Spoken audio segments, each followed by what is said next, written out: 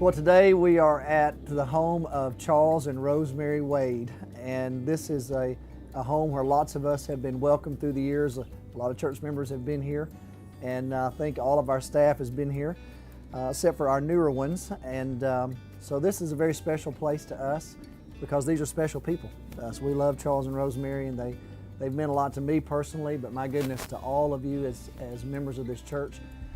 We are incredibly indebted to this couple here, and we're honoring Charles, particularly as he's now our pastor emeritus. And so today we're just going to hear their thoughts, their reflections on their call to Arlington and what their life was like while Charles served as our pastor, and where they are today in life. So I wanted to go back, Charles, to when you were called to be the pastor of First Baptist Arlington. I don't know that I've ever even asked you about what that was like and how that was communicated to you and how you answered that call. And so I'm familiar with how it happened to me, so yeah, sure. Why don't you remind us of how all that took place in y'all's life?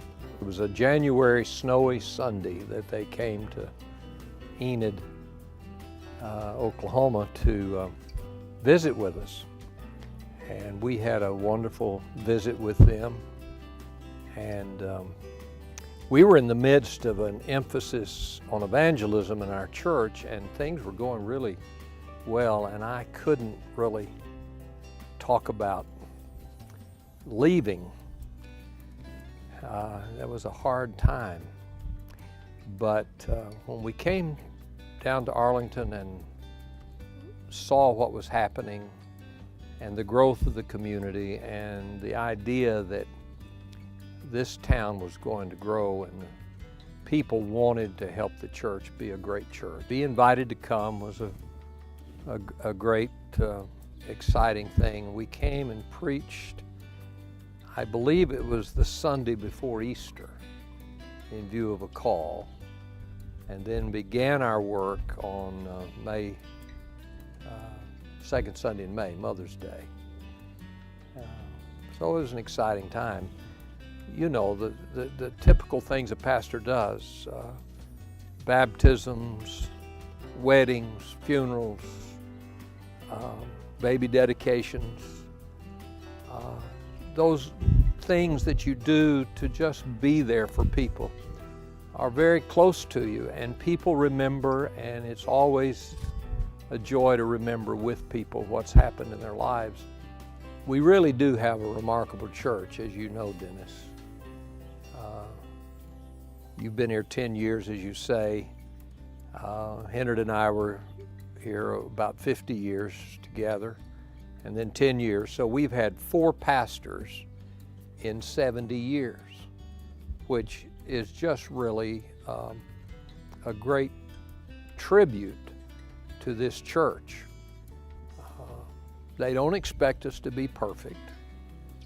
They pray for us through every challenge we walk through. They pull together. They know how to love each other. The beautiful thing I want to thank First Baptist Church for is that you bless us as staff people and ministers with our ability to be who we are. But our children grew up in this church and love this church. And the greatest blessing of our life right now is that we're at home and we see new people who we get to meet, but we see friends from 35 years, and we have history, and we appreciate you, our pastor. Well, you know, this church has made lots of great decisions through the years.